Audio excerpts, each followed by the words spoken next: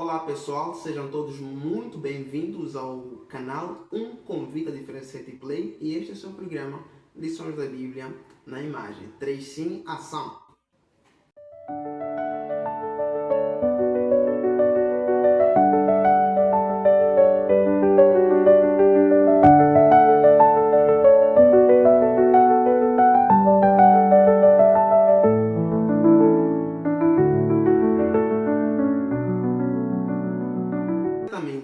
Assim nós vamos começar a transmitir a nossa lição através da imagem. Nós estamos na lição número 6 da Escola Sabatina. Esta lição tem como tema Compreendendo o Sacrifício, ok? Vamos então ver o nosso verso para memorizar. O verso para memorizar se encontra em Apocalipse capítulo 5, versículo 9, que diz: E cantavam um novo cântico dizendo: Digno és de tomar o livro e de abrir os seus selos, porque foste morto e com o teu sangue compraste para Deus homens de toda a tribo, língua, povo e nação. Então nós nessa lição vamos compreender por que Cristo foi sacrificado na cruz do Calvário. O que é sacrifício? Que nós vamos compreender hoje. O que significa o sacrifício e quando é que foi feito o primeiro sacrifício? Ora bem, tudo isso está na nossa imagem. Nós vamos então aqui desvendar isso a partir da nossa imagem. Certo? Então, na nossa imagem nós podemos ver aí um cordeiro morto numa planície abobadada, né? E a sangrar, foi cortado no pescoço e o sangue vai vertendo em forma de um fio de púrpura e vai fazendo um caminho. Sobre este caminho nós podemos ver homens caminhando, né? Pessoas vindo de diferentes lugares, diferentes pontos, nações, todas elas seguem para onde o caminho os dirige. E o caminho os dirige para um ponto notável e um ponto muito alto. Este ponto é o Calvário, o lugar onde Jesus Cristo foi sacrificado, crucificado. Só que este Calvário aí, onde podemos ver a cruz, posterior a si, nós vemos aí um coração fulgurante em todo o seu resplendor e trazendo luzes de tal forma que afasta o muro de nuvens negras que obstruíam a visão, que interrompiam as pessoas de transporem, né? Que interrompia as pessoas de tal forma que não pudessem se chegar à cruz. Então, o que tudo isso significa? Primeiro, nós temos que entender o que é um sacrifício. O sacrifício é nada mais, nada menos do que se doar em favor dos outros. Sacrifício é se entregar para que os outros vivam ou paguem, né, aquilo que eles não puderam pagar. Isso é que é o sacrifício. E depois, número 2. Quando é que aconteceu o primeiro sacrifício na face da terra? O primeiro sacrifício da terra aconteceu no Jardim do Éden, exatamente quando Adão e Eva cometeram o pecado. Lembra que na Bíblia Deus os vestiu com pele de animal. Que pele de animal era aquela?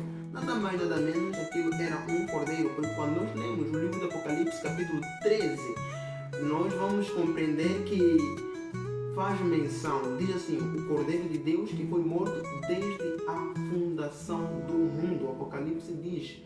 E no verso para memorizar nós encontramos que no trono de Deus lá estava sentado o Cordeiro de Deus, nada mais nada menos do que Jesus, porque João capítulo 1 versículo 29, João Batista ao contemplar Jesus que vinha em sua direção disse: Eis o Cordeiro de Deus que tira o pecado do mundo. Então, nessa nossa imagem, o Cordeiro representa Jesus Cristo, que se ofereceu, sacrificou-se para salvar a humanidade perdida. Mas por que Jesus sacrificou-se? Por que ele se ofereceu? Lembra que nós estudamos a lição número 4 e 5, que tinha como tema as nações. As nações parte 1 e as nações parte 2. Nós compreendemos que desde muito Deus queria que as pessoas vivessem todas em união. Mas, na lição de Nações parte 1, aprendemos que um homem Herode fez com que eles pudessem viver todos num único lugar, construíssem uma torre, desafiando então a Deus. E Deus, como não era seu plano, que as pessoas se acumulassem e vivessem no mesmo lugar, Deus queria que as pessoas se espalhassem. Então as pessoas se espalharam. Só que ao se espalhar, Deus não queria perder de vista o seu nome, né? A cultura celestial. Deus queria que as pessoas o tivessem como rei, o tivessem como divino, como Deus, né? Apesar das pessoas viverem espalhadas pela terra, mas Deus não queria que o seu nome fosse tirado. Porém, o nome de Deus foi tirado. As pessoas começaram a viver de uma e de outra maneira diferentes da maneira que Deus queria. Por isso foram chamados nações ou gentios. Então Deus chama um homem de nome Abraão. Diz Abraão: eu vou fazer de você o pai das nações para juntar a todos. E nós aprendemos que nessa tentativa de juntar a todos não foi possível. Não foi possível. Uns aceitaram, outros não aceitaram. Nós aprendemos que quando o homem está no governo, governando humanos, isso não chega longe, porque eu mesmo que sempre guiando um cego. E nós aprendemos na lição passada que todos os reinos do mundo, todas as nações do mundo seriam derribadas, seriam destruídas. Mas antes que tudo isso acontecesse, Cristo teria que vir e tomar o lugar. Mas antes de Cristo vir e fundar o seu reino para governar a humanidade, Cristo primeiro teve que passar pelo sacrifício. Então, Cristo sacrificou-se como uma ovelha. Por quê? Para que ao nome dele, para que ao morrer, ele fizesse de todos um só povo, fizesse de todos uma só nação.